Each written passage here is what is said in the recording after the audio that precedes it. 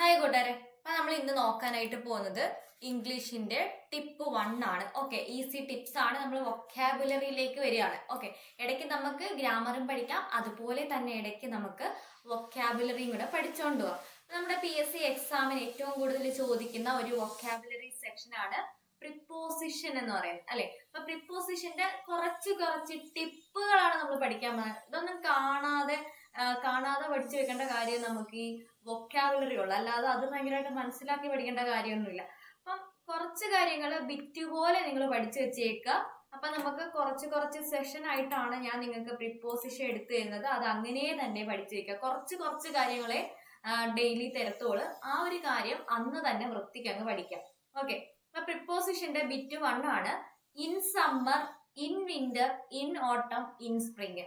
Okay, എന്താണ് in summer, in winter, in ഓട്ടം, in spring?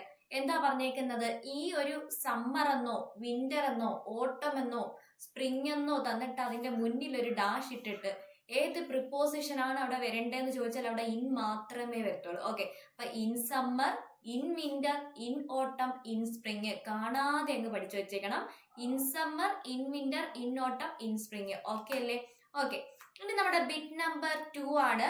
എന്താണ് 2 വരുന്ന കാര്യങ്ങളാണ്. Okay, prefer to, refer to, junior to. എന്താണ് prefer to, refer to, junior to? എന്റെ കൂടെ തന്നെ പറഞ്ഞു പഠിക്കണം.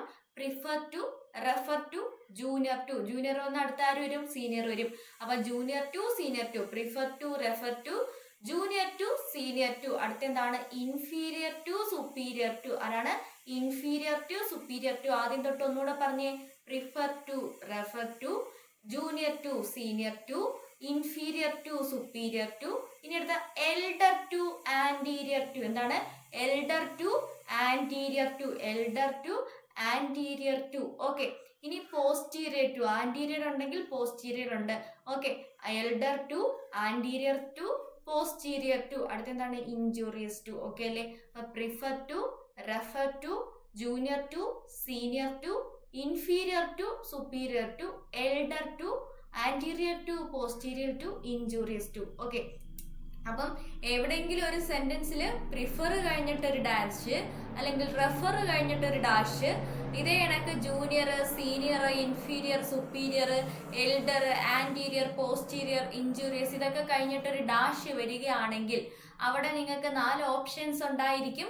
അതിൽ ഏത് പ്രിപ്പോസിഷൻ ആണ് ചൂസ് ചെയ്യേണ്ടതെന്ന് വെച്ചാൽ അതിൽ ഉറപ്പായിട്ടും 2 ഉണ്ടാവും. 2 ആണ് നിങ്ങൾ അവിടെ എഴുതേണ്ടത്. ഓക്കെ അല്ലേ? ഓക്കെ, ഇനി നമ്മുടെ മൂന്നാമത്തെ ടിപ്പാണ്. മൂന്നാമത്തെ ടിപ്പ് എന്താണ്? മൂന്നാമത്തെ ബിറ്റാണ്. നമുക്ക് എക്സാം ഹാളിൽ കൊണ്ടുപോകാനുള്ള ബിറ്റല്ല, ഇപ്പോഴേ പഠിച്ചു വെക്കാനുള്ള ബിറ്റാണ് കേട്ടോ. അപ്പൊ എന്തൊക്കെയാണ്? 4 വരുന്ന കാര്യമാണ് കേട്ടോ. 4 വരുന്ന കാര്യങ്ങളാണ് നമ്മൾ ചെറിയ ക്യാപ്സ്യൂൾ ആയിട്ട് നോക്കുന്നത്. Affection for, provision for, passion for, remedy for, punish for, penalty for. എന്തൊക്കെയാണ്? Affection for, provision for, affection for, provision for, passion for, remedy for. എന്താണ്? Passion for, remedy for, punish for, penalty for. എന്താണ്? Affection for, provision for, passion for, remedy for, punish for, penalty for. കാണാതെ പഠിച്ചു വെക്കണം കേട്ടോ. വേറെ ഒരു വഴിയില്ല ഇത് പഠിക്കാൻ. കാണാതെ പഠിച്ചു തന്നെ ഇത് കിട്ടത്തുള്ളൂ. ഓക്കെ, നെക്സ്റ്റ് നമുക്ക് ഗ്രാമറിന്റെ ഒരു ബിറ്റും കൂടെ ഉള്ളൂ. ഇത്രയാണ് ഞാൻ ഇന്നത്തെ ക്ലാസ്സിൽ നിങ്ങൾക്ക് വേണ്ടി കൊണ്ടുവന്നേക്കുന്നത്. ഓക്കെ, അപ്പൊ ഗ്രാമറിന്റെ ഒരു ചെറിയൊരു ബിറ്റും കൂടെ പഠിക്കാം. Would you mind, objected to, insisted to, അക്കംപ്റ്റഡ് to, with a view to, look forward to. ഇത്രയും വന്നു കഴിഞ്ഞാൽ അതിനുശേഷം ING ഫോം അല്ലെങ്കിൽ ജെറണ്ട് മാത്രമേ വരത്തുള്ളൂ. ഓക്കെ, എന്താണ്? Would you mind, would you mind, objected to, insisted to. Would you mind, objected to, insisted to. ശേഷം എന്തേ വരത്തുള്ളൂ? ING ഫോമേ വരത്തുള്ളൂ. Accustomed to, with a view to, look forward to. ഇതിന് ശേഷം എന്തേ വരത്തുള്ളൂ? ING ഫോമേ വരത്തുള്ളൂ. ING ഫോം അല്ലെങ്കിൽ ജെറണ്ട് ഫോമേ വരത്തുള്ളൂ. ഓക്കെ അല്ലേ? അപ്പൊ ഇത്രയും കാര്യങ്ങളാണ് ഇന്നത്തെ ക്ലാസ്സിൽ ഞാൻ നിങ്ങൾക്ക് വേണ്ടി കൊണ്ടുവന്നിരിക്കുന്നത്. വളരെ കുറച്ച് കാര്യങ്ങളേ ഉള്ളൂ.